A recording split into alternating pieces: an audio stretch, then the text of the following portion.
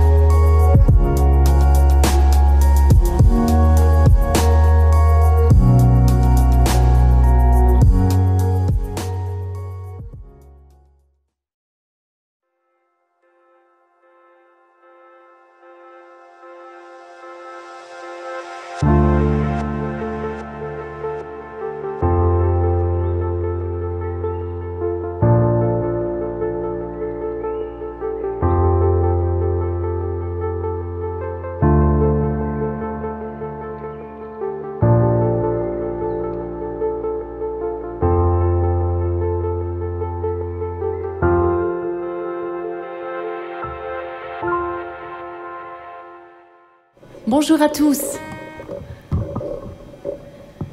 Comment allez-vous? Bien, ça discute, on est content de se retrouver. Je vous invite à prendre place. Alors, si vous avez vraiment envie de dire bonjour à quelqu'un, là, tout de suite, maintenant, alors c'est maintenant, parce que je vois qu'il y en a qui ont envie encore de saluer. Allez, on se dit bonjour. Allez, voilà.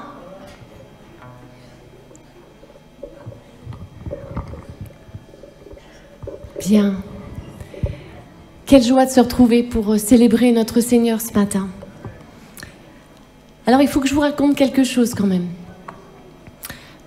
Vous ne le savez peut-être pas. Alors, je n'ai pas toute votre attention. Alors, j'attends que tout le monde là-bas prenne place. Voilà. Lorsque nous préparons notre liste de chants, nous, les conducteurs, on les prépare une semaine avant. Enfin, une semaine avant de les envoyer à l'équipe. Ça veut dire 15 jours avant, le dimanche. D'accord? Vous me suivez? Ou je vous ai perdu déjà?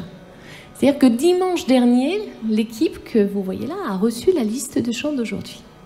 Et je ne comprenais pas pourquoi le chant Souffle Nouveau, un souffle nouveau, apparaissait vraiment dans mon cœur comme le premier chant, celui qui devait introduire ces moments.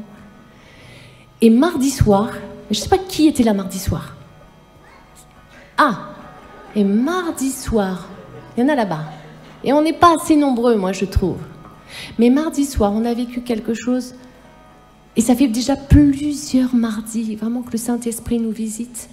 Et mardi soir particulièrement, pendant le chant la prière, à la fin de la prédication, le Seigneur a déposé dans mon cœur vraiment un texte que je voudrais vous lire. Et j'ai compris alors, mardi, pourquoi ce chant arrivait là. Alors je vais vous le lire. Il est dans Ézéchiel 37, et là, Ézéchiel, déjà, vous avez tout de suite, vous pensez à quelque chose. Je vais vous lire 3 courts extraits. Dieu me dit alors, parle à ces eaux comme un prophète, dis-leur, vous qui êtes secs, écoutez la parole du Seigneur. Voici ce que le Seigneur Dieu vous dit. Je vais faire venir en vous un souffle de vie et vous vivrez. Un peu plus bas, alors le Seigneur me dit, toi qui n'es qu'un homme, parle souffle de vie de ma part, voici ce que et parle-lui ainsi, souffle de vie, voici ce que le Seigneur Dieu te dit, viens du nord, viens du sud, de l'est et de l'ouest, souffle sur ces morts et ils vivront. Je dis ces paroles de la part du Seigneur comme il me l'a commandé, alors le souffle de vie entre dans les morts et ils reçoivent la vie, ils se tiennent debout comme une armée immense. Et dernier extrait, je mettrai en vous mon esprit et vous vivrez. Je vous installerai sur votre terre, alors vous le saurez. C'est moi le Seigneur qui ai parlé et je fais ce que je dis. Voilà ce que le Seigneur déclare. Amen. Alors ce matin, je voulais en démarrant ce culte qu'on puisse, non pas de façon isolée, chacun à sa place, chacun dans sa tête, non, qu'on puisse se lever comme cette armée, cette immense armée, qu'on puisse considérer notre frère qui est à notre gauche, à notre droite, notre sœur, et pouvoir chanter ce chant qui dit « Saint-Esprit » qui redonne vie.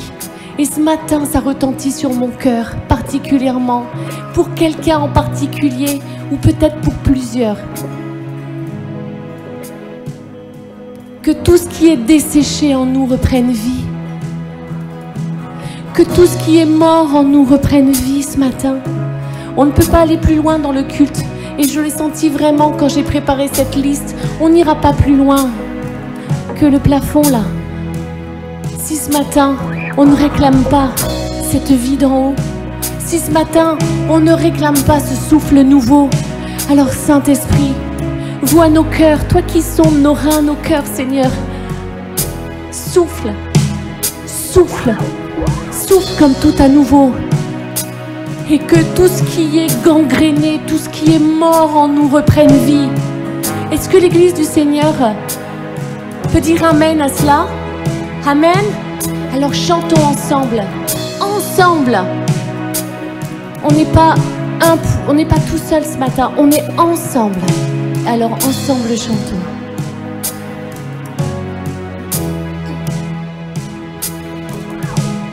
Père, je n'ai qu'un désir, être près de toi et sentir tes bras. Père, tu as envoyé ton Fils bien-aimé pour quiconque croit. Saint-Esprit qui donne vie, ranime en moi ce feu pour toi. Saint-Esprit, viens par ta pluie, rafraîchis-moi et envoie un souffle nouveau.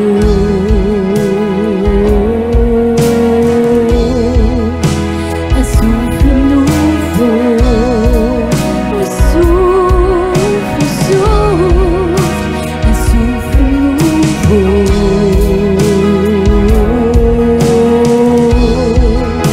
Un souffle nouveau.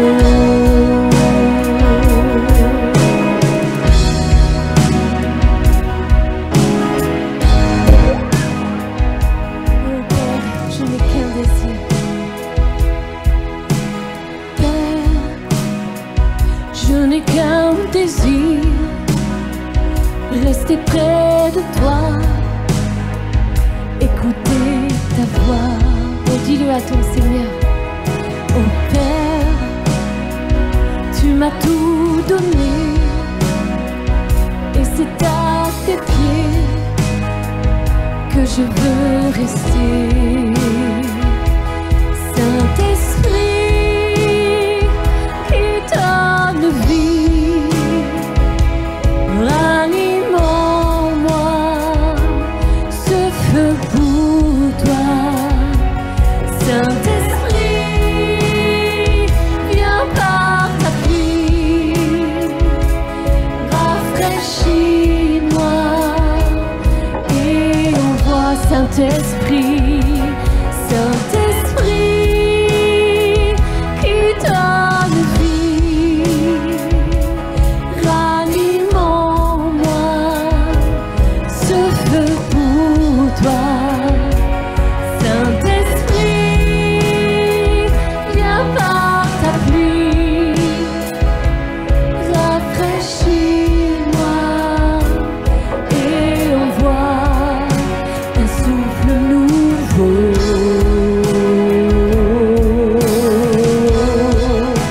Un souffle nouveau.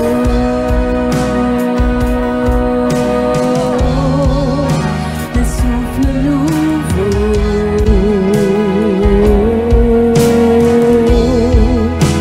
Un souffle nouveau. Oui, souffle, souffle.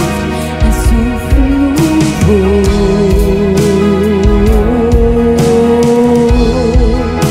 Un souffle nouveau.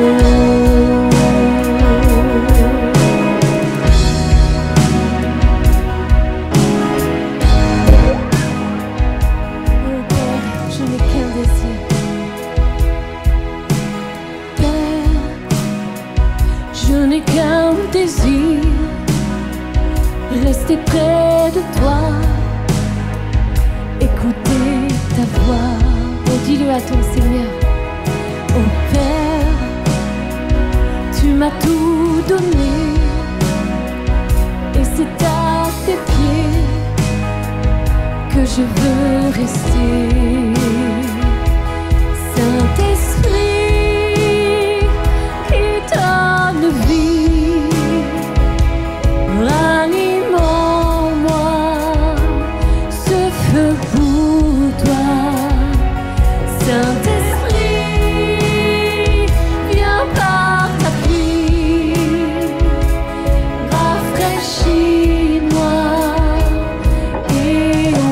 Saint-Esprit, Saint-Esprit qui donne vie, ranime en moi ce feu pour toi. Saint-Esprit, viens par ta pluie, rafraîchis-moi et envoie un souffle nouveau.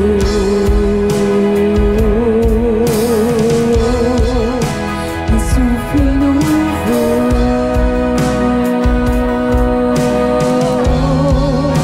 Un souffle nouveau.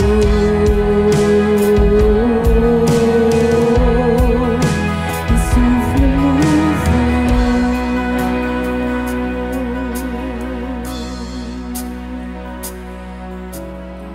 Est-ce que plusieurs voix peuvent s'élever ce matin? Et si tu es baptisé dans l'Esprit, alors parle en langue ce matin. Là où est l'Esprit du Seigneur, là est la liberté. Prenons cette liberté des enfants de Dieu. Amen. Ce matin, laissons-nous inonder, envahir, rafraîchir par son Esprit. Élevons nos voix ensemble pendant que la musique continue.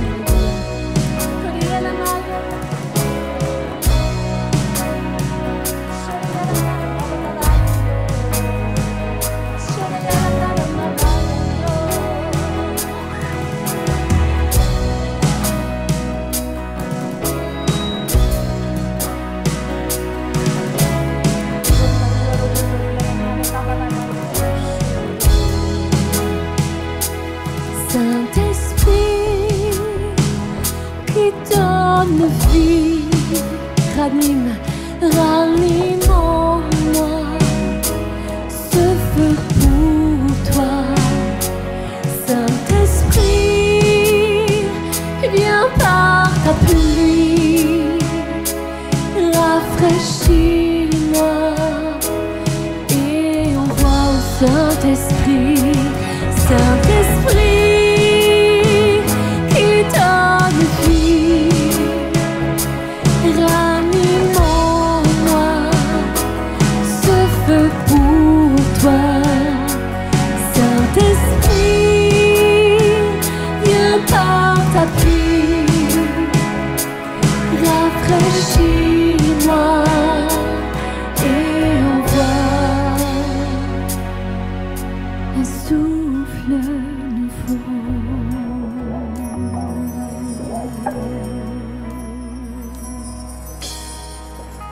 Saint-Esprit, oh, prends place ce matin, Saint-Esprit. Amen. Gloire à son nom. Gloire à son nom. Amen. Qu'on est bien dans la présence du Seigneur. Et on n'est qu'à ça. D'accord? Même je ne sais pas si je peux mesurer humainement parlant. Je crois que le Seigneur a en réserve quelque chose qui nous dépasse. D'accord? Alors même si là on a trempé juste un petit orteil, eh bien nous on veut plonger carrément ce matin. Vous êtes d'accord avec moi? Amen. Amen. Alors, là je pense à un frère en particulier. Je ne vais pas le citer pour pas le mettre mal à l'aise. Mais quand même, vous savez, il y a des petits cœurs comme ça qui nous poursuivent. Hein? Et moi, il y en a un qui m'a poursuivi. Je me suis dit, ah là là, Seigneur, oui. Alors je suis allée rechercher quelque chose que certains connaissent, que les moins de 20 ans ne peuvent pas connaître.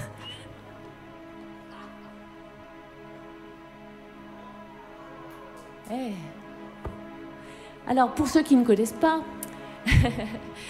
là, dans la présence du Seigneur, c'est un recueil de cantiques. Et c'était notre seul recueil. Enfin, on en avait d'autres, mais principalement, en tout cas, sur l'église de Limoges, moi j'ai appris à jouer du piano là-dessus. Bon. Et il y a un cantique particulièrement qui m'a interpellée, c'est « Nous croyons en Dieu le Père, créateur de l'univers ». Et alors, vous savez quoi? Ce que j'aimais beaucoup dans ces vieux cantiques-là, enfin pas vieux, finalement, il n'est pas si vieux que ça, hein, Graham Kendricks, il est 1986, ça va, ça va. Il y a plus vieux, hein. Des fois, on change carrément de siècle, 2 siècles en arrière. Hein. Mais, et là, à chaque fois, pratiquement à chaque fois, il y a une référence biblique. Et ça, alors là, je suis allée la chercher, cette référence. Il faut que je vous la lise. Parce que cette référence biblique, pour moi, elle a du sens ce matin et vous allez comprendre pourquoi après avoir chanté ce chant. Et cette référence, c'est-à-dire que ce chant a été ancré dans la parole de Dieu. Et c'est un verset qui porte ce chant. 1 Jean 3, versets 23 et 24. Voici ce que Dieu commande. Nous devons croire au nom de son Fils, Jésus-Christ, et nous aimer les uns les autres, comme le Christ l'a commandé. Celui qui obéit au commandement de Dieu, il vit en Dieu et Dieu vit en lui. Oui, Dieu vit en nous à cause de l'Esprit Saint qu'il nous a donné. Amen. Et croyez ce matin qu'il vous a donné son esprit, que Dieu vit en vous. Dis-le à ton voisin, Dieu vit en toi.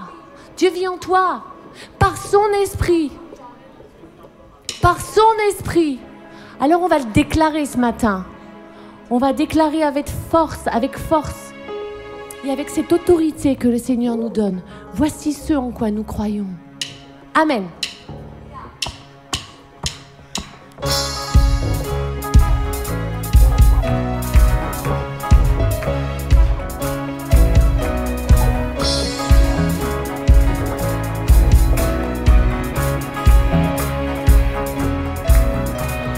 Nous croyons en Dieu le Père créateur de l'univers et en Christ son Fils unique né de Dieu par l'Esprit Saint. Nous croyons qu'il est mort pour nous crucifié pour nos péchés et qu'il est auprès du Père car Dieu l'a ressuscité. Amen. Jésus, roi des rois, roi des rois. Jésus, roi des rois, roi des rois. Jésus, roi des rois, roi des rois. Jésus, roi des rois, roi des rois. Ton nom est tout puissant, ton nom est tout puissant. Nous croyons qu'il répand sur nous son Église avec ses dons. Notre Dieu, par sa parole, nous envoie vers les nations. Il revient avec puissance pour juger sa création. Tout genou ira devant lui, hommes et anges confesseront. Hey! Jésus, roi des rois, roi des rois. Chante, Église du Seigneur, chante et déclare ta foi ce matin. Et déclare ta foi ce matin.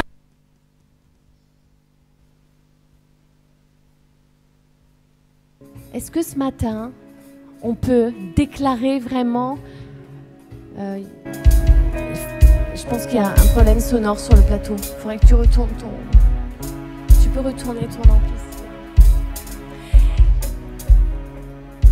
Quand on le chantait, les hommes prenaient le refrain et les femmes prenaient le couplet. Vous vous souvenez de ça? Les hommes... Jésus, roi des rois, d'accord? Et les femmes reprenaient « Nous croyons ». Très bien. Je vais faire la voix des hommes. Et Rachel et Aude vont chanter la partie des femmes, d'accord? Donc, à chaque fois que le couplet va attaquer, les hommes, vous êtes à « Jésus, roi des rois », d'accord? On commence quand même le couplet 1 ensemble. Et quand on arrive au refrain, les femmes, vous prenez le couplet 1. Mais les hommes, on est sur le refrain. On reprend le couplet 2 ensemble. Quand on arrive sur le refrain, les hommes, vous faites le refrain, mais les femmes, vous faites le couplet 2. Ça va ce matin? Oui, faites-moi signe. Ça va ce matin? Bon. Et on le déclare. Vous savez que, et j'écoutais quelque chose, Vous savez que j'écoutais quelque chose sur la traversée du désert. Et Jésus, il a été baptisé d'eau, il a été rempli du Saint-Esprit, ensuite il a été emmené dans le désert. 40 jours. Dans sa chair, ça devait être terrible. Nous, quelquefois, on traverse un désert, mais on est loin d'imaginer ce que Jésus a pu traverser. Et pourtant, dans quel état sommes-nous? Et ce matin, si toi aussi tu traverses un désert, Jésus, il a utilisé la parole de Dieu pour répondre à l'ennemi.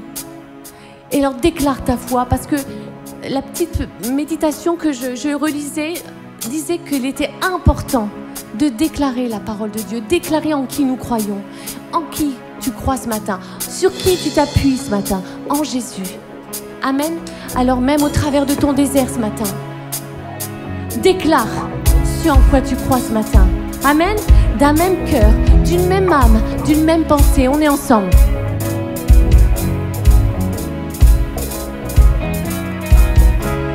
Nous croyons en Dieu le Père créateur de l'univers et en Christ son Fils unique né de Dieu par l'Esprit Saint.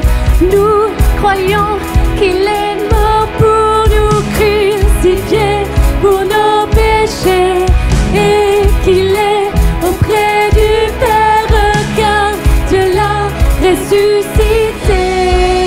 Attention, c'est ça. Jésus, roi des rois, roi des rois. Jésus, roi des rois, roi des rois. Jésus, roi des rois, roi des rois. Jésus, roi des rois, roi des rois. Ensemble, ton nom est tout puissant, ton nom est tout puissant. Nous croyons qu'il répand sur nous son esprit avec ses dons. Notre Dieu, par sa parole, nous envoie vers les nations. Il revient avec puissance pour juger sa création. Tout genou pliera devant lui, homme et ange confesseront. Jésus, Jésus, roi des rois. Jésus, roi des rois, roi des rois. Jésus, roi des rois, roi des rois. Jésus, roi des rois, roi des rois. Ton nom est tout puissant, ton nom est tout puissant, ton nom est tout puissant. Acclamons-le ce matin, son nom est puissant. Amen, amen. Alléluia, amen, amen. Son nom est puissant. Notre Rédempteur est vivant. Amen.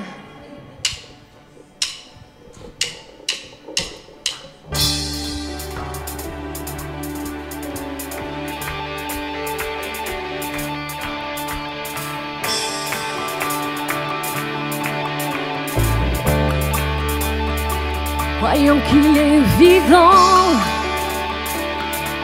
Son nom est Jésus. Son nom est Jésus.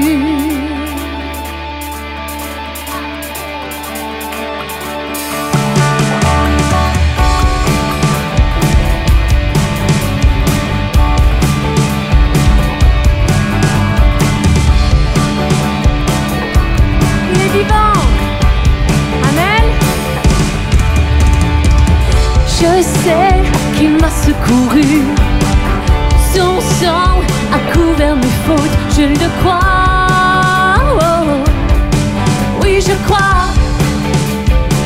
Il a enlevé ma honte.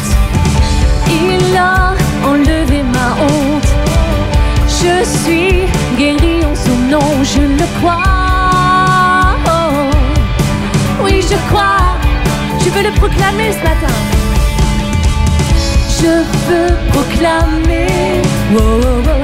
Jésus a vaincu la mort, mon rédempteur vit, mon rédempteur vit, il vit, mon rédempteur vit, mon rédempteur vit, mon rédempteur vit, mon rédempteur vit, mon rédempteur vit, mon rédempteur vit. Amen. Est-ce qu'on le réalise pleinement ce matin? Il est vivant. Jésus est vivant. Je sais qu'il m'a secouru. Son sang a couvert mes fautes, je le crois. Oh, oh. Oui, je crois. Il a enlevé ma honte. Je suis guéri en son nom, je le crois. Oh, oh. Oui, je crois. On le proclame. Je veux proclamer, oh, oh, oh. Jésus a vaincu la mort, mon rédempteur vit, mon rédempteur vit, il vit, mon rédempteur vit, mon rédempteur vit, mon rédempteur vit, il vit, Jésus,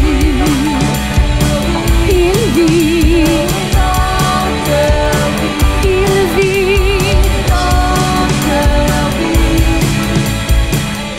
tu prends mon fardeau et tu l'emportes. Alors je danse sur les sommets, je vois venir ton règne. Mon rédempteur vit, hey, mon rédempteur vit,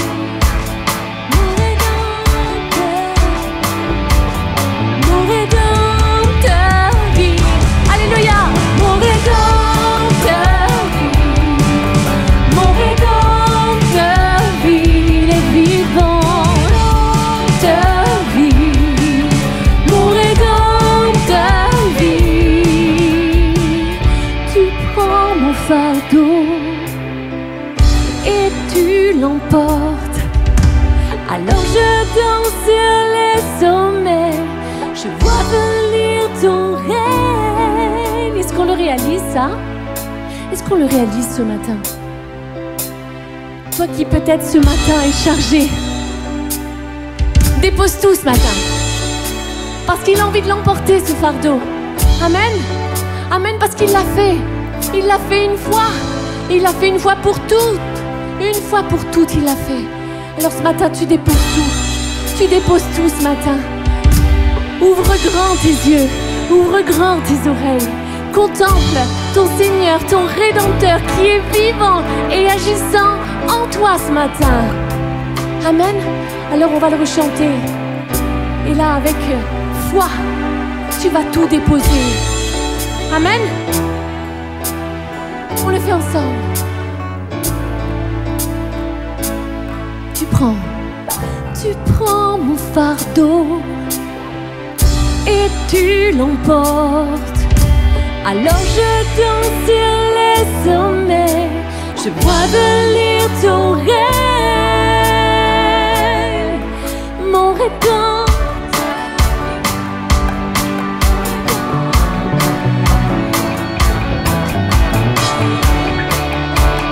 Est-ce que ce matin il y a la joie? Il est vivant, mon rédempteur vit, mon rédempteur vit, mon rédempteur vit, mon rédempteur vit, mon rédempteur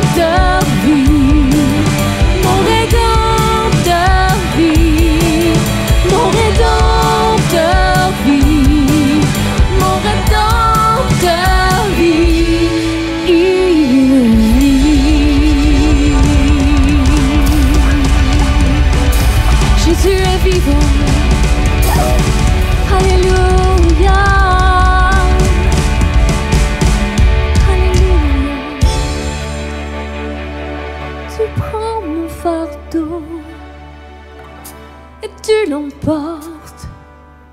Alors je danse sur les sommets, je vois venir ton règne. Mon Rédempteur vit, mon Rédempteur vit. Réalise, mon Rédempteur, il est ici. Mon Rédempteur vit. Déclare, mon Rédempteur vit. Celui qui a racheté ta vie. Rédempteur vit. Celui qui a porté ton péché, ta maladie. Il vit, il vit. Mon Rédempteur vit. Mon Rédempteur vit. Mon Rédempteur vit. Mon Rédempteur vit. Mon Rédempteur vit. Mon Rédempteur vit. Il vit. Oh Jésus, merci, merci. Alléluia, Jésus.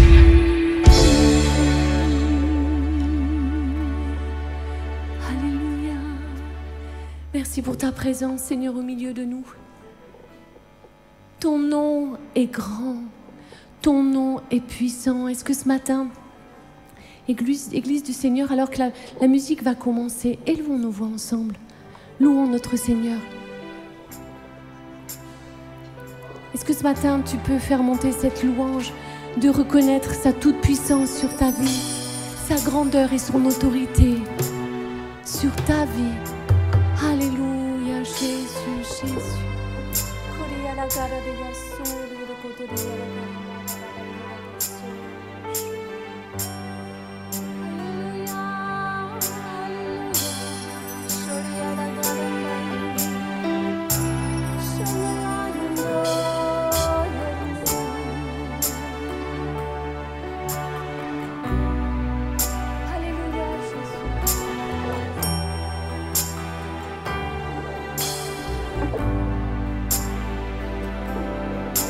Toutes les générations devant lui prosternées entonnent ensemble un cantique à l'agneau.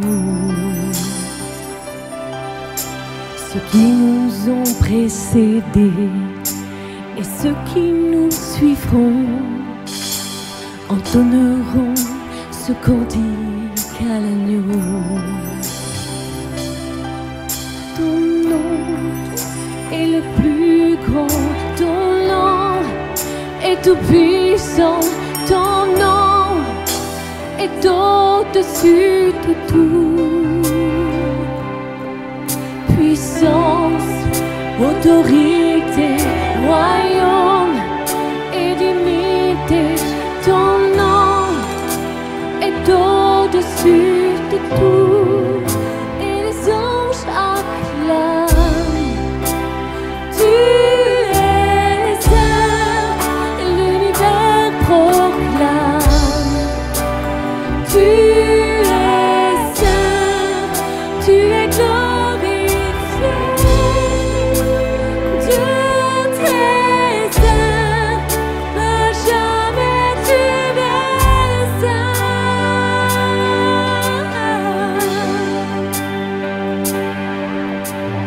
Vous qui l'a pardonné, vous qui l'a racheté, venez chanter ce cantique à l'agneau.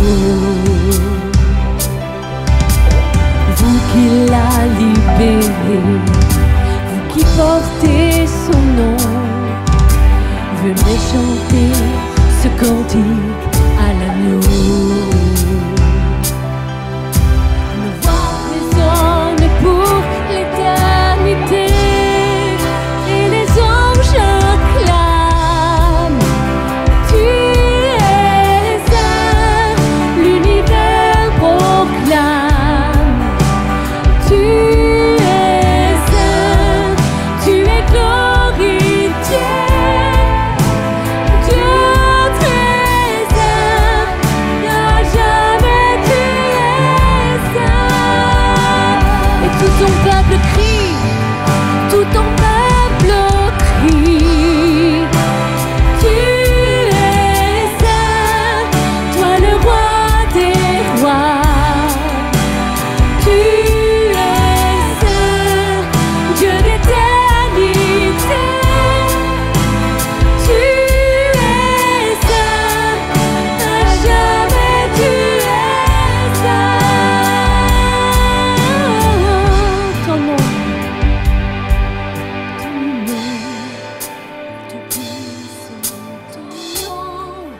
est tout puissant, ton nom est au-dessus de tout.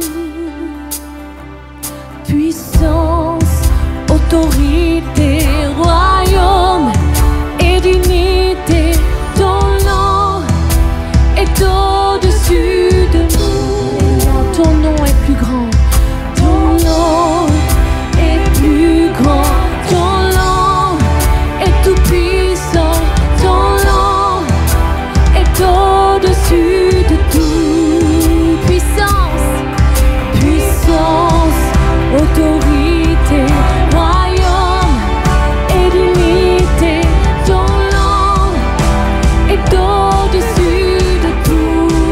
Ton nom déclare, ton nom est le plus grand, ton nom est tout puissant, ton nom est au-dessus de tout. Puissance, autorité, royaume et dignité, ton nom est au-dessus de tout. Et les anges l'acclament. Tu es le Saint, l'univers proclame. Tu es Saint, tu es glorifié. Dieu très saint, à jamais tu es saint. Tout ton peuple crie. Tu es saint, toi le roi.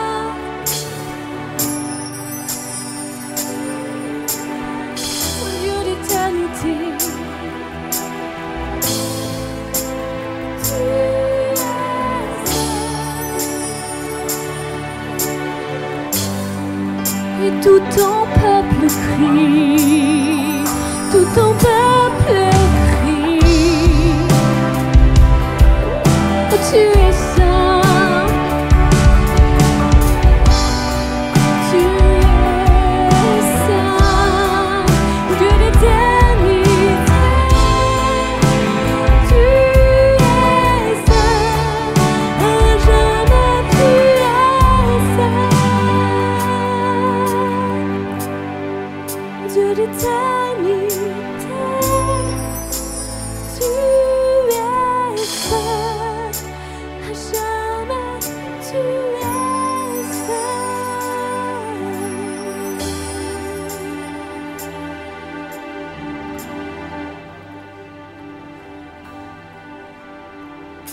Alléluia, tu es saint, saint, saint, saint, saint, saint, et le Seigneur, le Dieu des armées. Saint, saint, saint, et le Seigneur, le Dieu des armées. La terre est remplie de sa gloire. La terre est remplie de sa gloire. La terre est remplie de sa gloire. Saint est le Seigneur, chantons Saint, Saint, Saint, Saint, Saint est le Seigneur, le Dieu des armées. Saint, Saint, Saint est le Seigneur, le Dieu des armées. L'église est remplie, l'église est remplie de sa gloire. L'église est remplie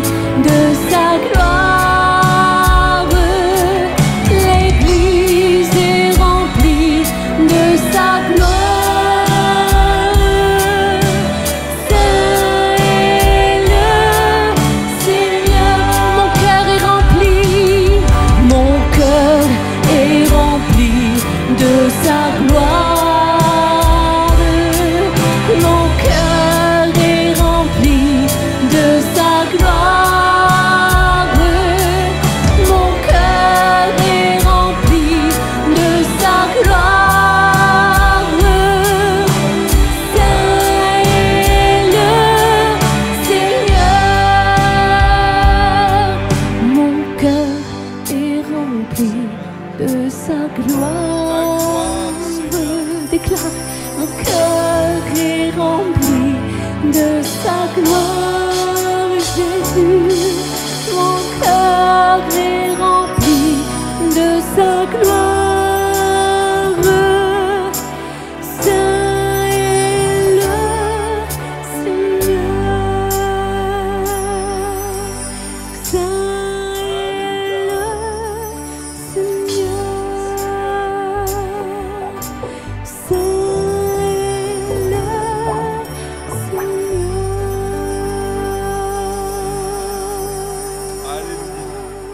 Alléluia.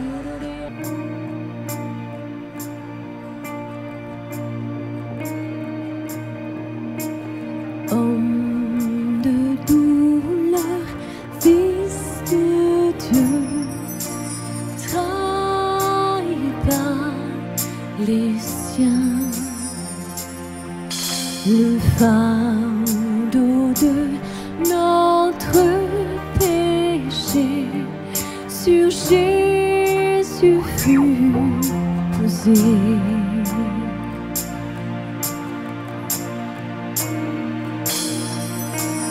C'est lui qu'on a méprisé, faussement accusé, blessé, meurtri et humilié, d'épines couronné.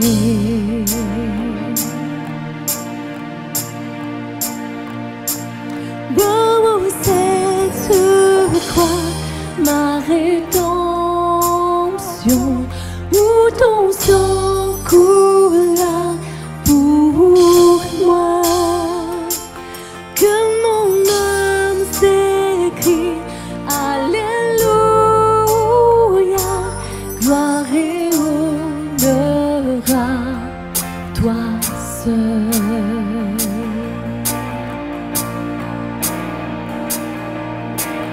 Venu du ciel sur la terre pour nous réconcilier,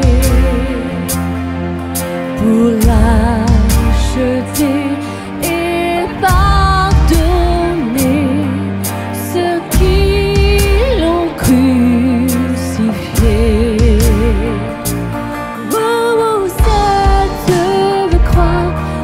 Rédemption, où ton sang coula pour moi, que mon âme s'écrie, Alléluia.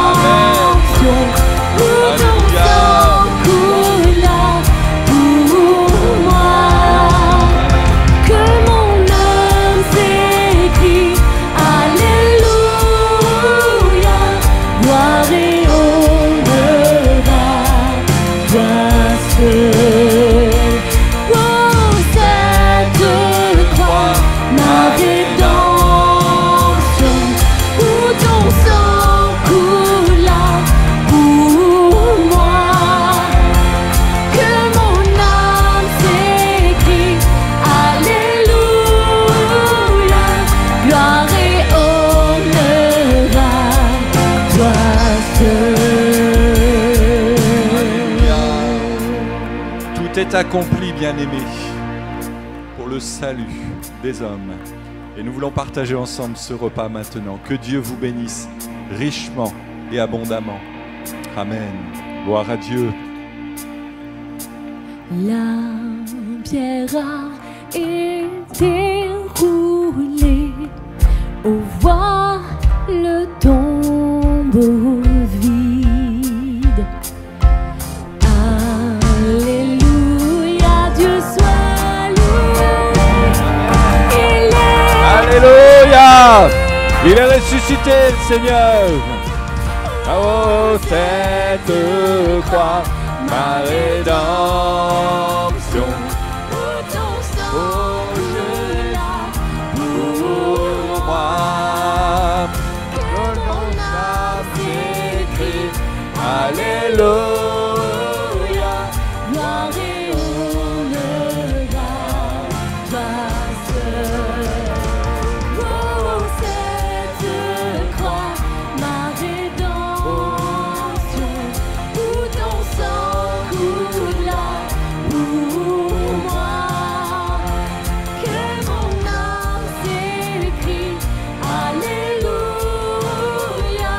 Gloire et honneur à toi seul. Déclare. Gloire et honneur à toi seul.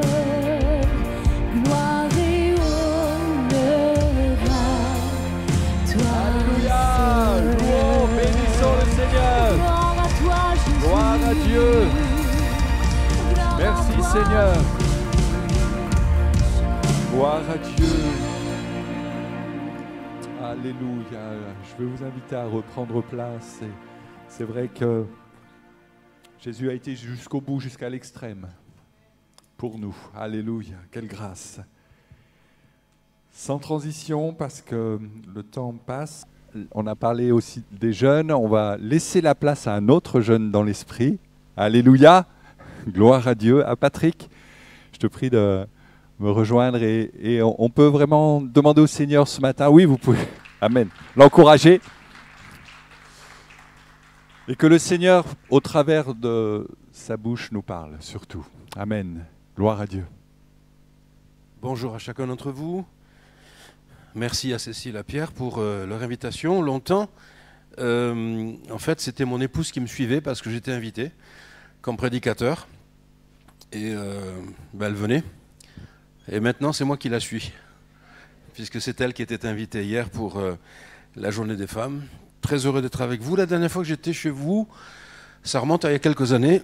Comme je suis traducteur anglais-français, vous receviez pour un rassemblement régional de jeunesse un Américain que j'ai eu plaisir à traduire. Et nous avons eu la visite de motards qui sont rentrés dans l'église avec leurs grosses machines. Je ne sais pas si ça ira au ciel. Mais c'était une belle journée qu'on a passée sous le regard du Seigneur avec les jeunes. Alors la différence entre les jeunes qui s'inscrivaient, c'est que nous, on est jeunes depuis plus longtemps. C'est tout. C'est tout. Mais sinon, comme mon père avait l'habitude de dire, être jeune, c'est dans la tête. C'est dans la tête, voilà. Donc nous sommes très heureux d'être avec vous.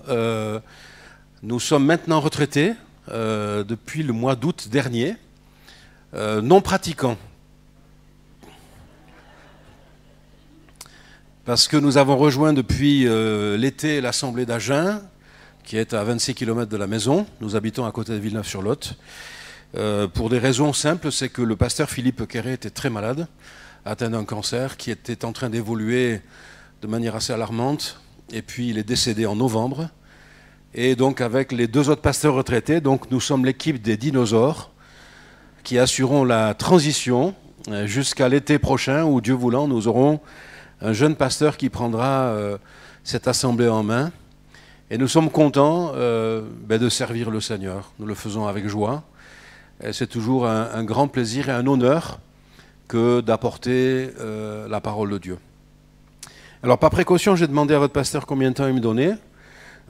Parce que généralement, vous savez, quand on dit par exemple à un pasteur est-ce que tu pourras rendre témoignage 5 minutes, généralement il faut enlever ses chaussures, se mettre à l'aise parce que ça va prendre du temps.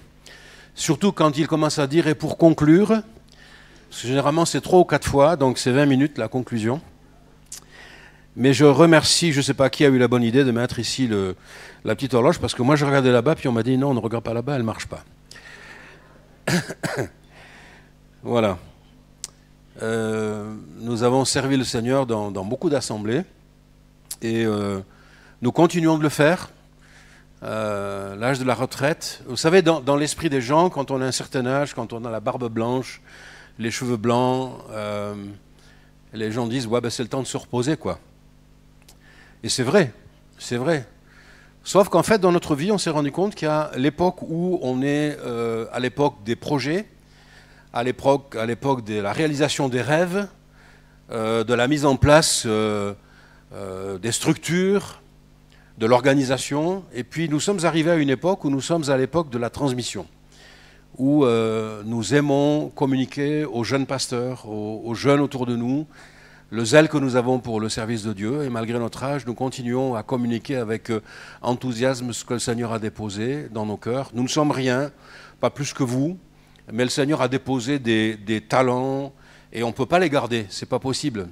Donc tant que le souffle de vie sera en nous, nous continuerons de communiquer à ceux qui nous entourent cet enthousiasme, cette joie de servir le Seigneur. Et puis, dans mon dernier poste, nous avons ouvert l'assemblée de Mérignac, Bordeaux-Ouest, à Bordeaux, juste à côté de l'aéroport. Nous avions dans l'assemblée le pasteur Daniel Gerbord, l'ancien missionnaire Daniel Gerbord. Cet homme de Dieu m'a touché parce que pendant les années où il était membre de l'assemblée d'abord de Bordeaux et ensuite quand nous avons commencé à ouvrir Mérignac, c'était quelqu'un qui était toujours encourageant. Il avait toujours un mot d'encouragement, jamais une critique, jamais une complainte. C'était toujours encourageant. Et moi, j'ai envie de terminer ma vie comme ça, en étant encourageant. Je n'ai pas envie de devenir du vin qui tourne mal, vous savez, du vinaigre, mais j'ai envie de devenir du bon vin. Et je ne sais pas si les vieux me comprennent. J'espère que ça ne vous choque pas que je vous appelle les vieux, parce que j'ai passé une certaine classe d'âge, hein, voilà. Mais je pense que c'est important qu'on donne ce témoignage à la jeunesse, d'être des gens enthousiastes pour le Seigneur, positifs, encourageants. Toujours un mot pour bénir ceux et celles qui nous entourent. Et puis, content de voir qu'il y a des gens qui font mieux que nous, qui vont plus loin que nous. Parce qu'en même temps, quand vous gagnez, quand vous progressez, c'est l'œuvre de Dieu qui va de l'avant. Donc nous, on se réjouit parce que si vous êtes gagnant, on est gagnant aussi. Parce que c'est le Seigneur qui gagne. Voilà, je vais arrêter mes introductions. On est parents de 3 enfants. L'aîné va faire 43 ans, donc vous voyez, on n'est quand même pas jeune. Et nous avons 10 petits-enfants. L'aîné va sur ses 20 ans. Elle finit sa 2e année de fac. Et notre dernière, elle a 2 ans. Donc c'est une saison de notre vie que nous aimons beaucoup. Et nous rendons grâce à Dieu pour nos enfants, nos petits-enfants. Nous les aimons et nous rendons grâce au Seigneur tous les jours. Je ne sais pas si vous comprenez, mais être chrétien, c'est la meilleure vie. C'est la vie la plus extraordinaire. Voilà. Est-ce que vous avez pris vos Bibles? Montrez-moi vos Bibles. Je disais à Thierry, un chrétien sans Bible, c'est un soldat sans fusil. C'est un touriste, en fait. Voilà, je voudrais ce matin, au travers d'un texte de l'Écriture, vous interpeller. Et le titre de mon message, il est très simple. C'est « Ne laissez personne déterminer votre valeur ».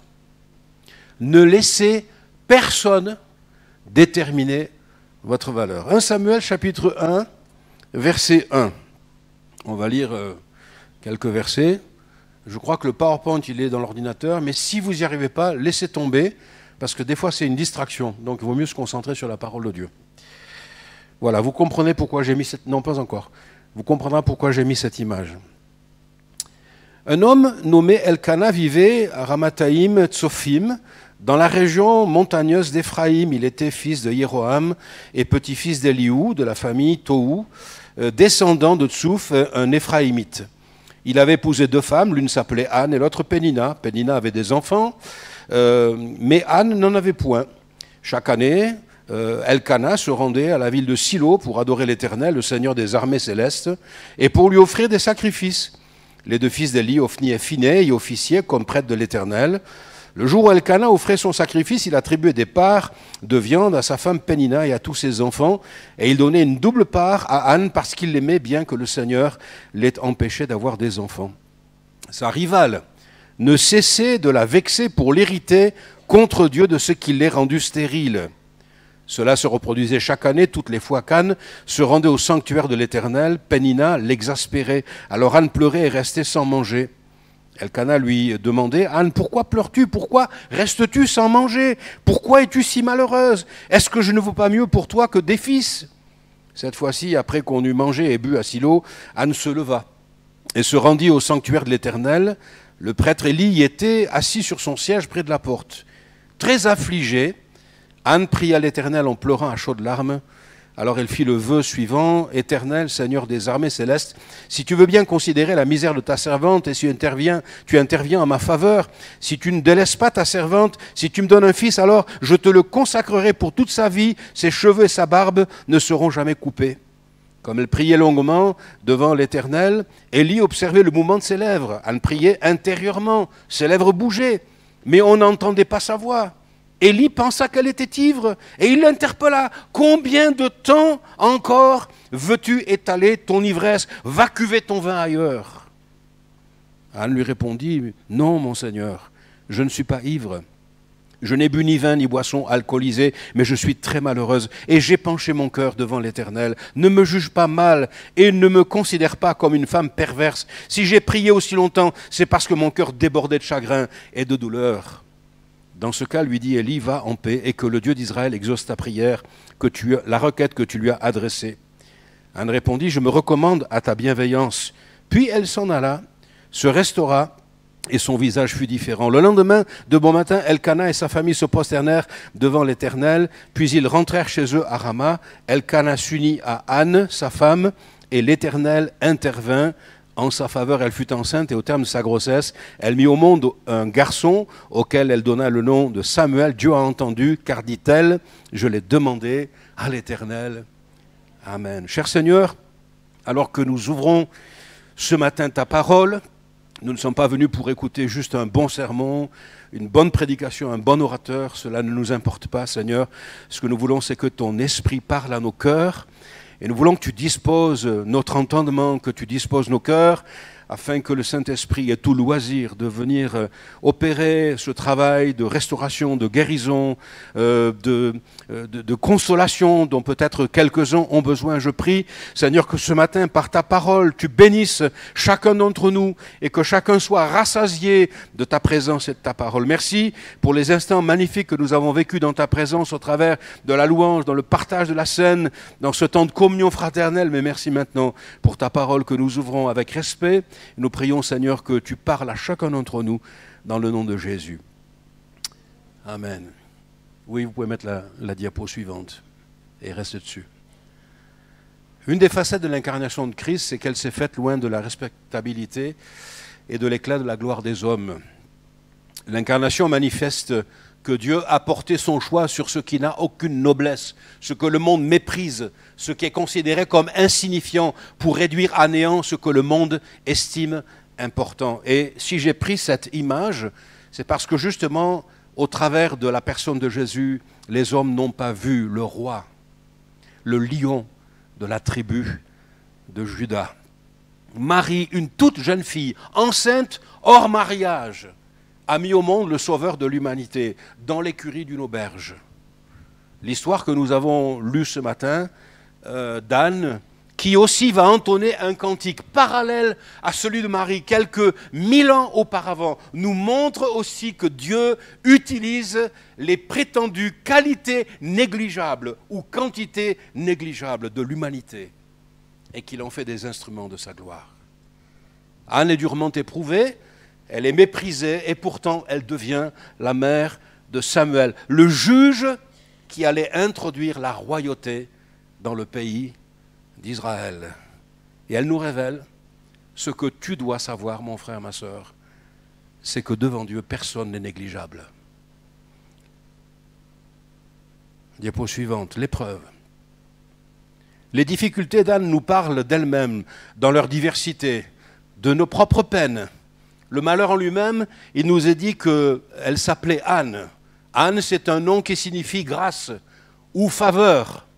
Elle n'avait pas d'enfant. Au verset 2, il nous est dit effectivement qu'elle n'avait pas d'enfant. Elle était stérile, une épreuve pénible pour une femme parce que ça atteignait sa féminité, atteinte dans son désir d'être mère, donc d'accéder à la fécondité. Pour elle, la maternité était importante. Pour une femme, c'est un événement important, un accomplissement crucial de l'existence. Et pourtant, Anne était atteinte dans son identité même de femme. Pour elle, une épreuve indicible. La stérilité atteignait même sa réputation. Dans une société où les enfants étaient, à l'époque, les soutiens de leurs parents et où la famille était le premier repère, une femme stérile était rejetée. Elle ne contribuait pas au bien commun. Pire encore, on la pensait maudite de Dieu. Elle était ostracisée. Et pourtant, la Bible nous donne des exemples. Abraham et Sarah, Jacob et Rachel, ici Elkana et Anne, plus loin Zacharie et Élisabeth, où chacun de ces hommes de Dieu n'a songé à aucun moment de se séparer de son épouse parce qu'elle était stérile et qu'elle ne pouvait pas porter des enfants. Je crois que Dieu va à contre-courant des cultures marquées par la méchanceté, par la superstition. Pour Anne, c'est vrai que sa stérilité atteignait son rôle d'épouse dans la société de son temps.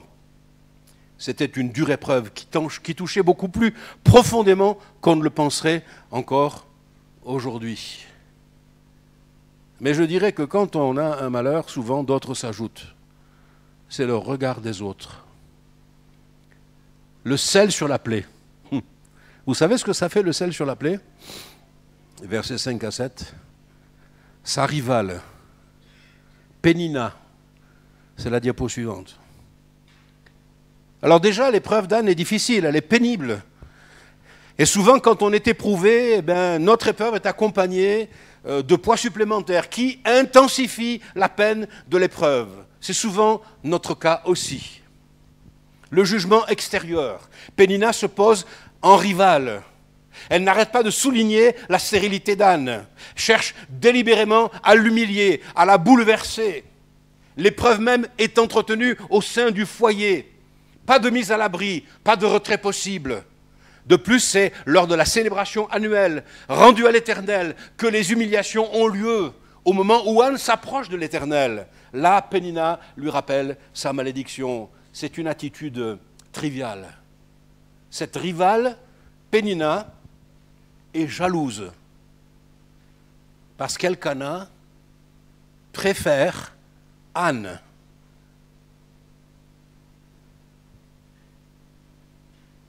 Et on dirait qu'il y a par là derrière, de manière sous-jacente, une intention diabolique, malveillante. Alors bien sûr, il ne faut pas voir le diable partout, mais il faut le voir là où il est. Et parfois, on le voit nulle part. Et on n'a pas conscience que dans nos épreuves, dans nos difficultés, il y en a un qui se déchaîne contre nous. La parole de Dieu nous le dit, nous avons un ennemi. Nous avons un ennemi, le diable, qui se déchaîne contre les enfants de Dieu. Anne pourrait venir à Dieu, mais un assaut d'accusations vienne contre elle.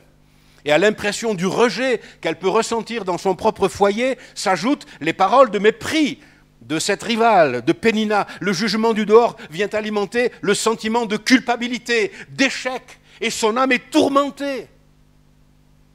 La jalousie, la rivalité, les attitudes d'accusation, de culpabilité, bien sûr, ça n'existe dans aucune assemblée.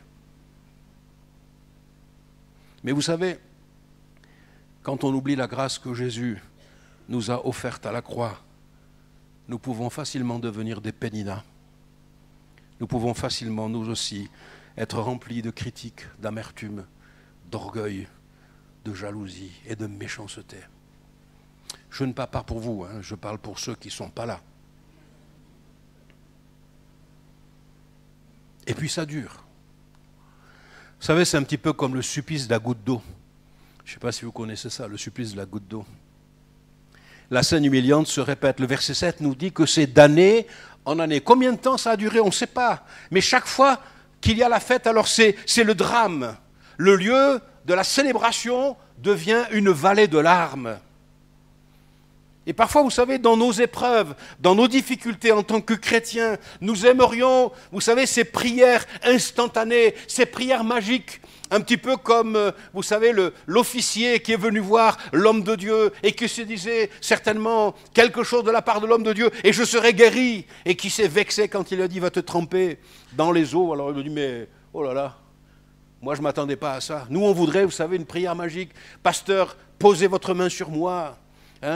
Bénissez-moi, priez pour ma famille, et puis Seigneur, il faut que la prière résolve instantanément le problème. Une réunion bénie, et puis la maladie, la détresse matérielle, le conflit s'envole. Malheureusement, il n'en est pas toujours ainsi. Il arrive que Dieu accorde de telles grâces, il faut s'en réjouir. Il y a parfois des guérisons instantanées, que Dieu soit béni. Mais ce n'est pas toujours ainsi que s'étire le chemin de la foi. Parce que la foi est éprouvée. Je dirais que souvent, on préférait la mort à l'agonie lente. Hein? Vous savez, quand on entend des gens qui décèdent, on entend parler de gens qui décèdent et « Ah ben, vous vous rendez compte, il avait 48 ans, il a fait une crise cardiaque, il est mort. » Et alors on vous dit « Oh, quelle belle mort !» Demandez à la famille, c'est horrible. Mais en fait, ce qu'ils veulent dire, c'est qu'au moins, il n'a pas souffert. Parce qu'on a peur de la souffrance, on n'aime pas la souffrance. Mais pourtant, ça fait partie de la vie. Pour Anne, la peine a duré des années. Ça ne venait pas d'un manque de foi de sa part, ce n'était pas une négligence qu'on aurait pu lui imputer. Non, non. Mais l'épreuve durait. Et parfois, malgré nos désirs, il arrive que l'épreuve dans laquelle nous sommes dure. Et qu'elle dure longtemps. C'est un aspect qui ne doit pas être systématiquement mis au compte de l'incrédulité ou de la désobéissance. On a entendu si souvent dans nos assemblées, dans nos réunions, des commentaires de gens qui disent « Ah, si tu avais la foi !» Oui, mais j'ai la foi, mais l'épreuve est là quand même. Parce que la Bible nous parle de l'épreuve de la foi. C'est quand même la parole de Dieu qui l'enseigne. Il y a des chemins plus longs que les autres. Ils interrogent parfois notre attachement à Dieu, notre attachement malgré tout. Quand tout va bien ou quand tout va de travers, quand j'ai le compte en banque bien rempli ou quand je n'ai pas de quoi manger, je dois faire confiance au Seigneur. Parce qu'il est mon Père, je suis son enfant et je sais que je ne manquerai de rien. Mais c'est au moment de l'épreuve que le test se fait. C'est l'examen. Et alors elle est dans un état de détresse. Elle déprime. Elle perd l'appétit. Je me suis arraché les cheveux hier, honnêtement. Ça ne se voit pas, hein, mais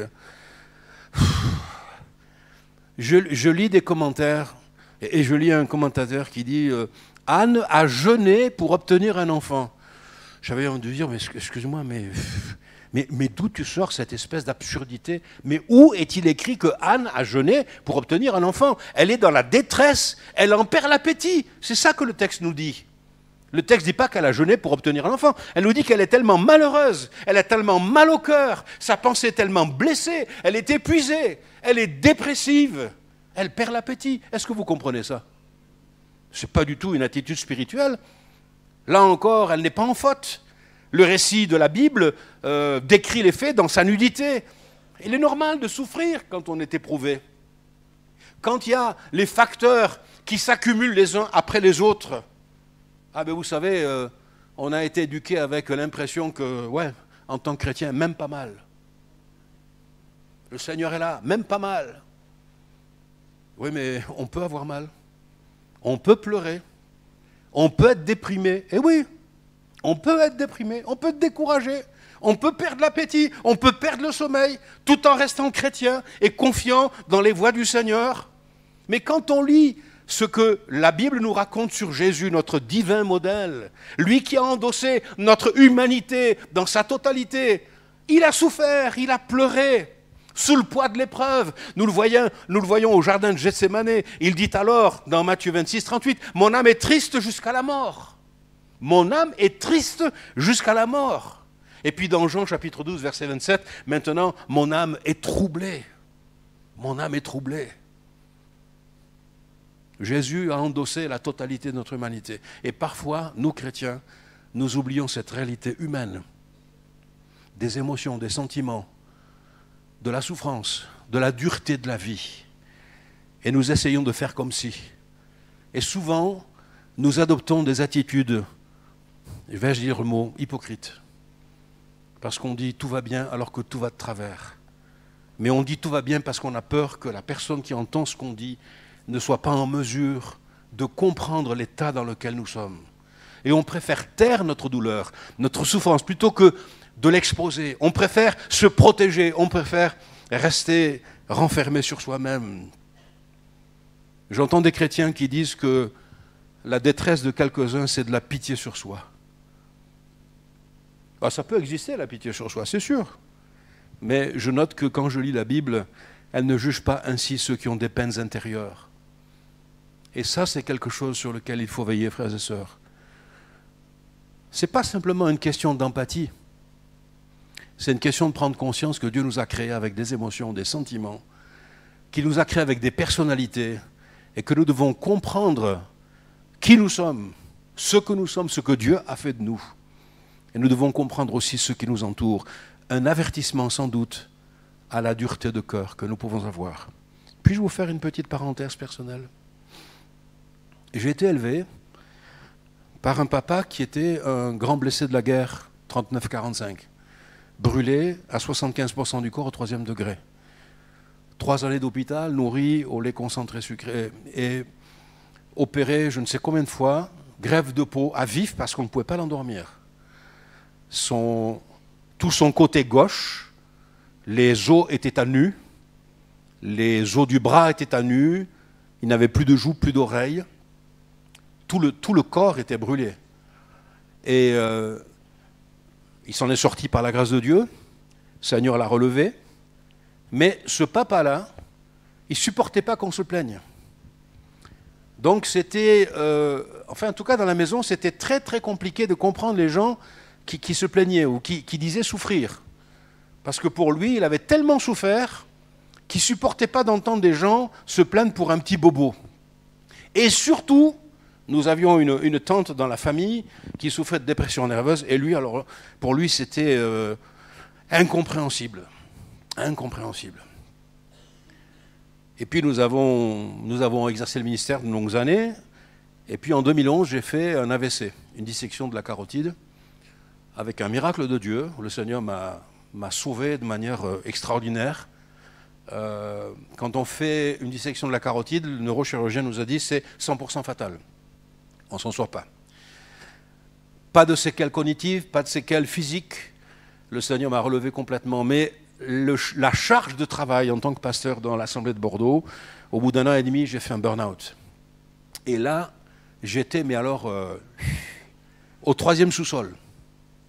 Et moi qui m'agaçais avec Patricia, qui elle a fait des études de psychologie, et qui est beaucoup plus psychologue que moi, hein.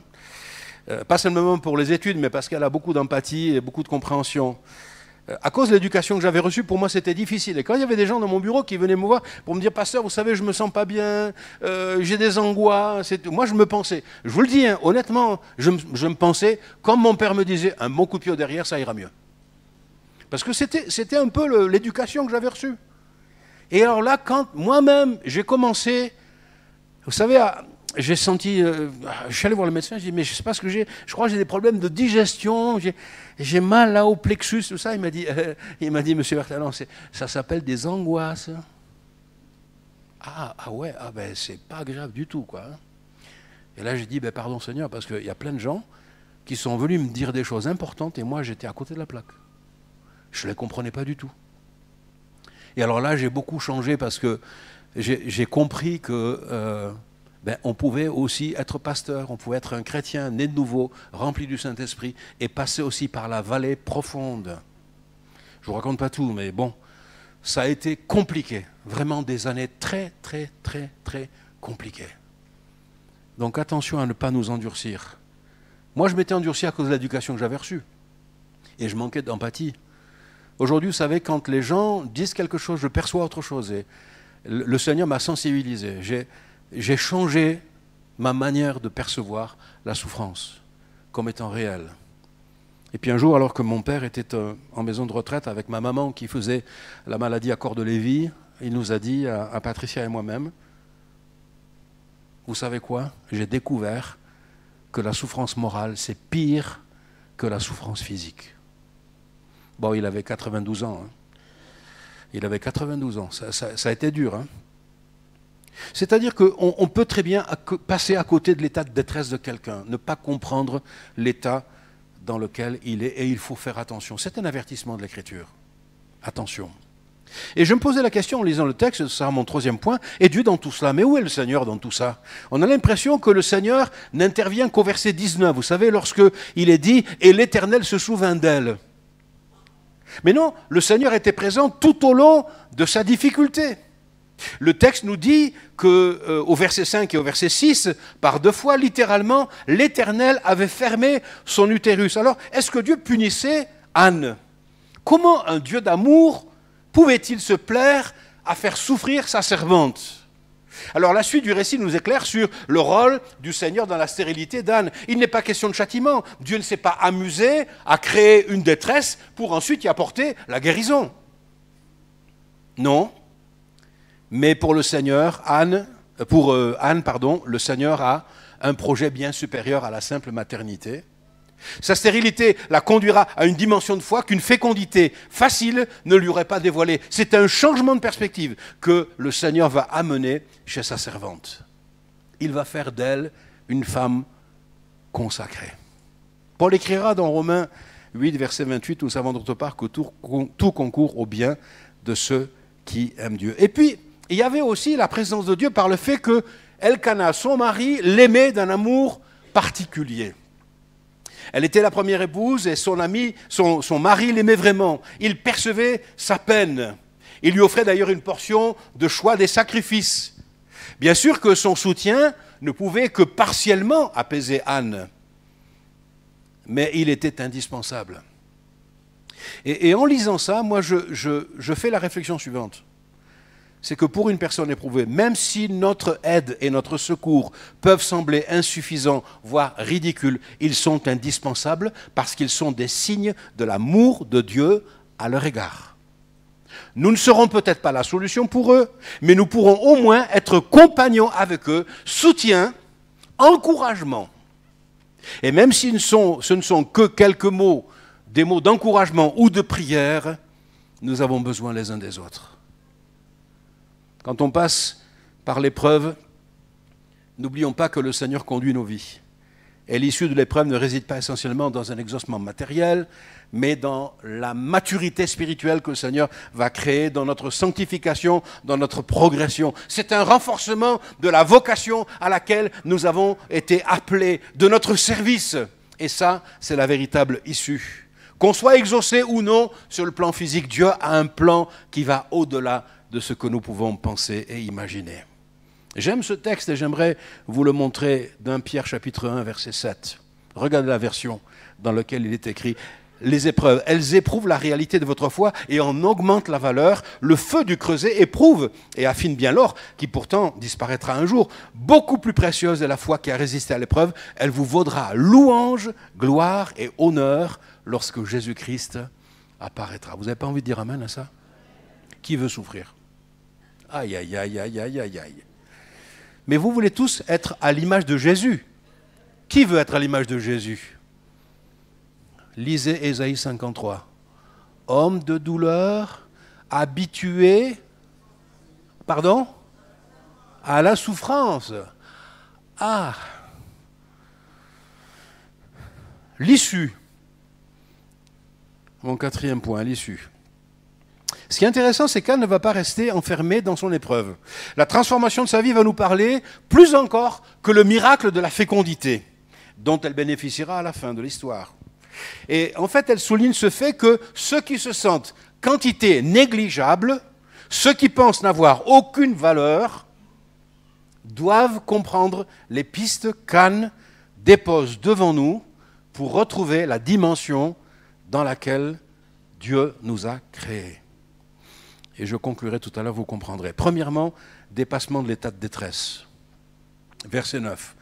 Anne se leva, Combien de fois, après quelle réflexion, on n'oublie pas, mais à un moment donné, il y a quelque chose qui s'est passé, un déclic.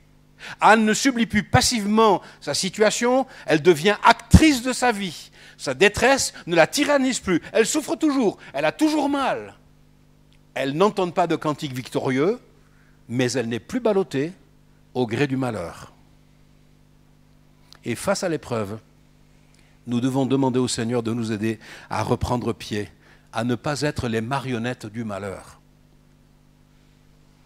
D'ailleurs, hier, quand je rendais témoignage à Thierry et Lydie et à Denise, je disais, quand j'ai fait mon AVC, Patricia m'a dit, non, quand tu as fait un AVC, c'est pas pareil. On s'approprie la maladie comme si c'était notre identité. Non, je suis enfant de Dieu. J'ai fait un AVC, mais je suis toujours enfant de Dieu. J'ai eu un cancer, mais je suis toujours enfant de Dieu. J'ai eu un accident de voiture, je suis toujours enfant de Dieu. Je suis tombé dans le chômage, mais je suis toujours un enfant de Dieu. Je suis peut-être même passé par le divorce, je suis toujours un enfant de Dieu. Ça, c'est mon identité. Deuxièmement, le dépassement spirituel. Qu'est-ce qu'elle fait? Elle va à la tente, verset 10, et elle prie. La célébration, c'était le temps d'humiliation pour elle, le temps des récriminations de la part de sa rivale. Mais Anne, elle fait la part entre ce que sont les gens et ce qu'est le Seigneur. Et elle n'est pas détournée de sa tâche. Elle va chercher la communion avec l'Éternel. Elle ne reste pas prisonnière du constat que fait cette rivale. Elle entre en dialogue avec le Seigneur, elle discute avec lui, elle lui parle. Souvent, on dépend de ce que disent les gens de nous et on oublie que c'est important de chercher la face de Dieu. Dépassons les idées que nous avons sur Dieu pour entrer en communion avec lui. Ne nous arrêtons pas simplement à ce que les gens disent de Dieu, mais entrons en communion avec lui pour le connaître tel qu'il est. Troisièmement, dépassement émotionnel. Anne prie, elle a l'âme amère, elle pleure beaucoup. Et les larmes accompagnent sa démarche de foi. Ce ne sont pas des obstacles. Dans Jonas, on lit au chapitre 2, verset 8, « Quand mon âme était abattue au-dedans de moi, je me suis souvenu de l'Éternel et ma prière est parvenue jusqu'à toi dans ton saint temple. » Qu'est-ce qu'elle fait, Anne? Elle est vraie devant Dieu. Elle n'est pas en train de jouer un rôle. Elle est en train de vider son cœur. Elle exprime sa tristesse, qui est légitime. Elle est en train, tout simplement, d'être authentique devant Dieu. Elle n'attend pas la paix, elle ne refoule pas ses émotions pour venir à Dieu. On verra même plus loin qu'elle va exiger le droit de respect à l'expression de sa douleur devant le Seigneur. On a été éduqués, vous savez, à avoir certains comportements devant Dieu. Mais j'aimerais vous dire que Dieu comprend. Il comprend nos peines, il comprend nos souffrances, il comprend nos questions. Et on a le droit d'être vrai devant Dieu et de dire « Seigneur, je ne comprends pas. Seigneur, j'en peux plus. Seigneur, j'ai mal. Seigneur, je pleure. Je suis désespéré. Je suis déprimé. Je suis désabusé. Seigneur, voilà l'état de mon cœur. » Quelqu'un pourrait dire « Ah, mais ce n'est pas bien pour un chrétien de parler comme ça. » Alors, vous voulez qu'on soit hypocrite? Tout va bien, Seigneur. Merci, Jésus, pour la belle journée que tu m'as donnée. Mais à quoi ça sert? Puisque Dieu nous connaît tels que nous sommes. Dieu te connaît, Dieu sait exactement l'état dans lequel tu viens. Le Seigneur connaît ta situation, il connaît tes journées, ta semaine, ton mois, ton année. Il connaît ton présent et aussi ton passé, mais aussi ton avenir. Et tu aurais peur d'exprimer ce que tu es devant lui alors qu'il t'a créé et qu'il te connaît sur le bout des doigts, même mieux que toi-même. C'est important de dépasser cette phase-là pour se déverser devant le Seigneur dans une attitude d'authenticité. Quatrièmement, dépassement du problème lui-même. Anne fait un vœu au Seigneur. Elle ne cherche pas à compenser une frustration. Elle demande à Dieu un fils, mais pour le lui donner. Elle ne le demande pas comme tout simplement une réponse à la frustration qu'elle vit en tant que femme stérile, comme une compensation intérieure ou comme la satisfaction d'un besoin qu'elle cherche à combler. Non, Anne va au-delà de son état de femme en souffrance. Elle agit en femme de Dieu, en servante du Seigneur. Son intérêt ne cède pas à la gloire de Dieu. Elle veut recevoir, mais pour donner. Mais vous comprenez que Pénina, elle n'est pas du tout dans cette démarche. Pour Pénina, la fécondité, c'est un moyen de se mettre en valeur. Elle bombe le torse. Moi, je suis une maman, moi j'ai des enfants, toi tu n'en as pas. Elle ne reconnaît pas que c'est Dieu qui l'a bénie. Mais Anne veut être bénie pour bénir. Elle veut recevoir pour donner. N'est-ce pas là l'attitude à laquelle nous sommes appelés, les uns et les autres? Anne, elle veut donner. Pénina n'aurait certainement pas supporté de donner ses enfants au Seigneur, et pourtant c'est la grâce de Dieu qui les lui a accordés. Elle les brandissait, elle, comme un étendard, comme un mérite, comme une gloire, comme un avantage. Mais pour Anne, l'épreuve n'a pas dominé sa pensée. Elle va dépasser l'épreuve et elle va rentrer dans le domaine de la consécration. Elle est prête même à se priver de la bénédiction que Dieu est capable de lui donner. Est-ce que nous croyons qu'une guérison totale réponde toujours à un état de maladie, ou qu'une arrivée opportune d'argent réponde à un manque d'argent? C'est sûr que Jésus veille sur nous et qu'il veut nous bénir dans ce domaine, mais il veut nous mener plus loin. Il veut nous bénir pour que nous soyons une bénédiction.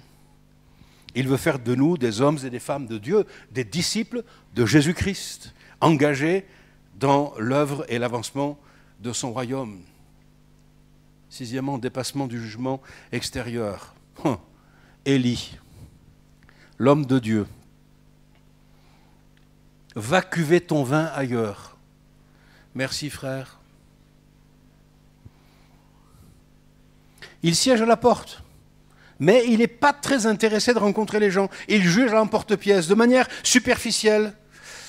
Vous savez, on peut trouver que c'est rage de la part d'Élie, et on peut se dire, mais c'est terrible.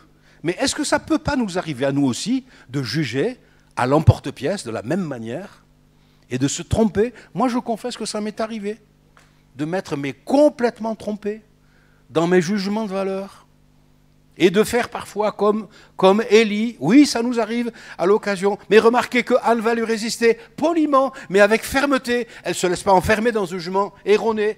Elle parle à cet homme de Dieu, c'est un responsable spirituel, mais elle refuse qu'on lui reproche son émotion et justifie pleinement ses larmes. J'ai parlé par l'abondance de mon souci. Elle revêt son identité de servante de Dieu. Elle ne laisse aucun autre jugement l'emporter sur elle. Et remarquez, elle ne réagit pas de manière agressive à l'égard de l'homme de Dieu. Elle aurait pu dire, mais c'est inadmissible. Comment un homme de Dieu peut parler à une femme dans un tel état de détresse? Ça, c'est pas un homme de Dieu. Elle ne dit rien de tout ça. Et vous savez ce que ça prouve? C'est qu'elle n'est pas menacée dans son identité, parce qu'elle est forte de savoir qui elle est en Dieu. Laissons-nous révéler comme Anne que nous ne sommes pas des quantités négligeables du fait que le Seigneur nous aime. C'est le regard de Jésus, le prix qu'il a payé pour nous sauver, qui détermine ta valeur, qui détermine ma valeur. Et moi, ce matin, je ne veux laisser rien, c'est-à-dire ni la maladie, ni les problèmes financiers, ni les problèmes conjugaux, ni les problèmes dans la famille, ni personne m'enfermer pour déterminer ce que je suis. Parce que c'est Dieu qui me donne de la valeur. Tout à l'heure, Pierre nous rappelait que le mémorial que nous avons célébré nous rappelle le une fois pour toutes du prix payé à la croix pour chacun d'entre nous. Et si le salut est gratuit, il a coûté très cher. Et si Jésus a payé ce prix pour chacun d'entre nous, pour toi et pour moi, ça prouve la valeur que nous avons. La perle de grand prix, celle que le Seigneur a cherchée et qu'il a trouvée. Ce matin, mon frère, ma sœur, je suis venu de la part du Seigneur te dire, vous dire, nous dire, que notre valeur ne peut pas être déterminée par ce que les gens disent de nous, mais elle est déterminée par ce que la Bible dit de nous. Nous sommes ses enfants. Alléluia. Et quelles que soient les difficultés, quelles que soient les vallées que nous traversons, quelles que soient les épreuves que nous rencontrons, quels que soient les états d'âme dans lesquels nous sommes, nous demeurons malgré tout ses enfants bien-aimés sur lesquels le Seigneur est prêt à veiller pour nous amener à bon port. N'est-ce pas pour toi ce matin, mon frère, ma sœur, comme un élan de sécurité, comme un élan de bonheur supplémentaire de savoir que le Seigneur ne t'abandonnera jamais et que ta valeur n'est pas déterminée par ce que tu vis, mais par ce que Dieu dit. Dites à votre voisin, t'as entendu ce qu'il vient de dire ?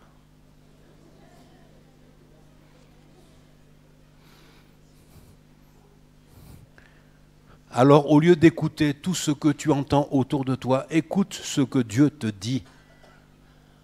Vous vous rappelez ce chant ?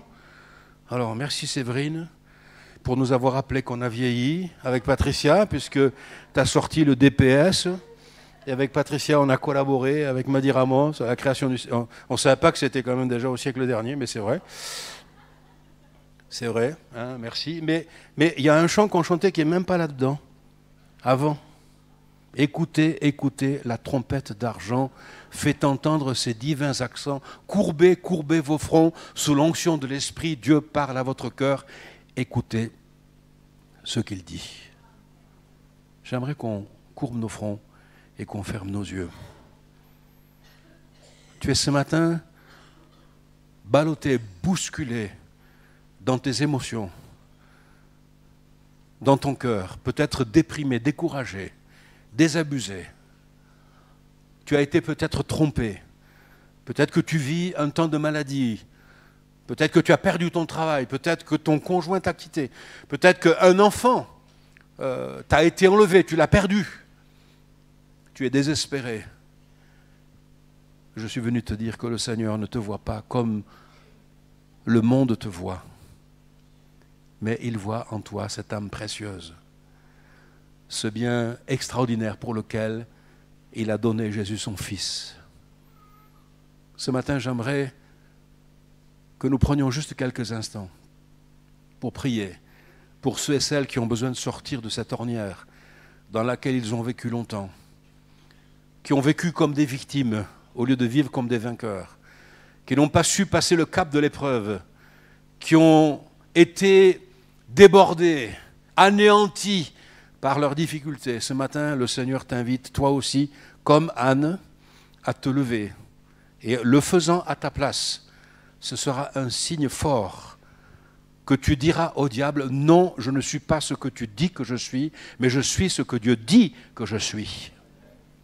Si c'est ton expérience ce matin, je t'invite là où tu es à te lever et j'aimerais terminer par la prière.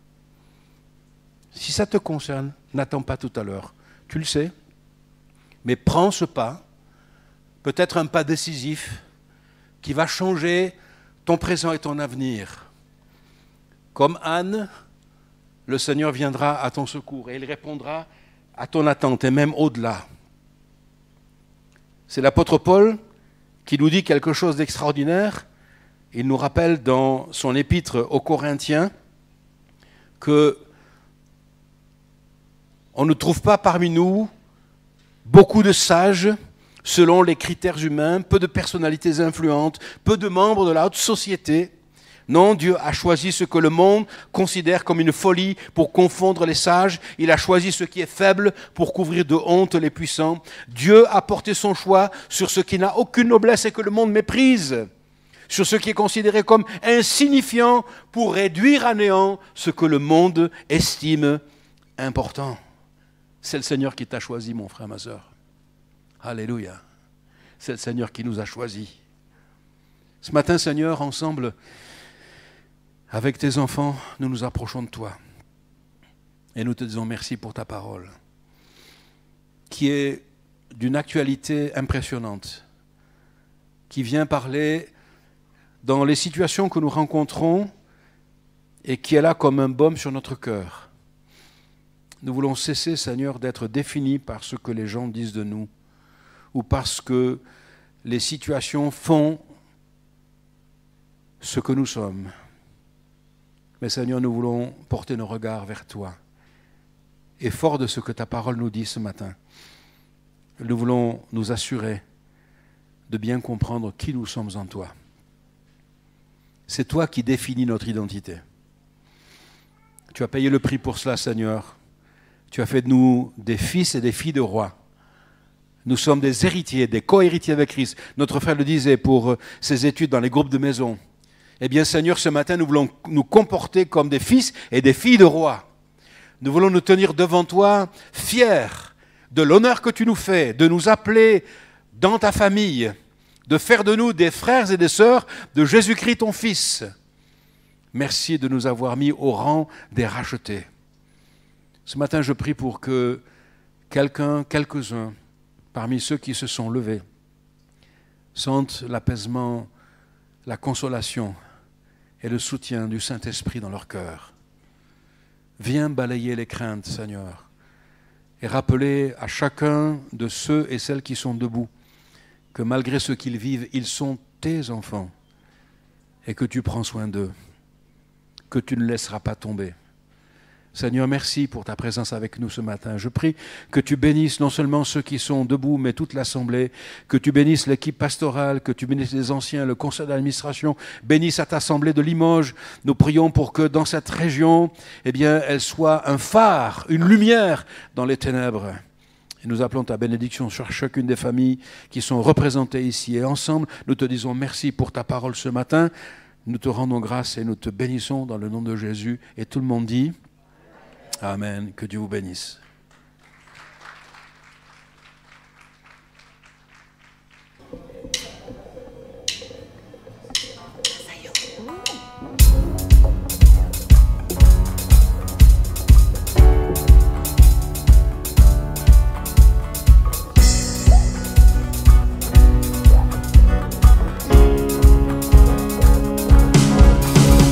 Assaillons les villes, franchissons les murailles. Nous sommes l'armée de Dieu qui combat dans les cieux, qui ordonne en montagne, jetez-vous dans la mer. Et vous, esprits méchants, retournez au désert. Nous sommes l'armée du roi. Nous sommes l'armée du roi. Devant l'armée du roi, marche le roi des rois. Nous sommes l'armée du roi. Nous sommes l'armée du roi. Devant l'armée du roi, marche le roi des rois. Rien sur notre passage ne pourra subsister. Les lieux que nous foulons, Dieu nous les a donnés. Satan, nous t'avons vu, cesse de te cacher. Car au nom de Jésus, nous t'avons démasqué. Nous sommes l'armée du roi. Nous sommes l'armée du roi. Devant l'armée du roi, marche le roi des rois. Nous sommes l'armée du roi. Nous sommes l'armée du roi. Devant l'armée du roi, marche le roi des rois. Quand l'esprit nous saisit, nous hâtons de dire les mots de prophétie que Dieu veut accomplir. Dieu parle et tout arrive comme il a annoncé. Jamais rien ni personne ne pourra l'arrêter. Nous sommes l'armée du roi. Nous sommes l'armée du roi. Devant l'armée du roi, marche le roi des rois. Nous sommes l'armée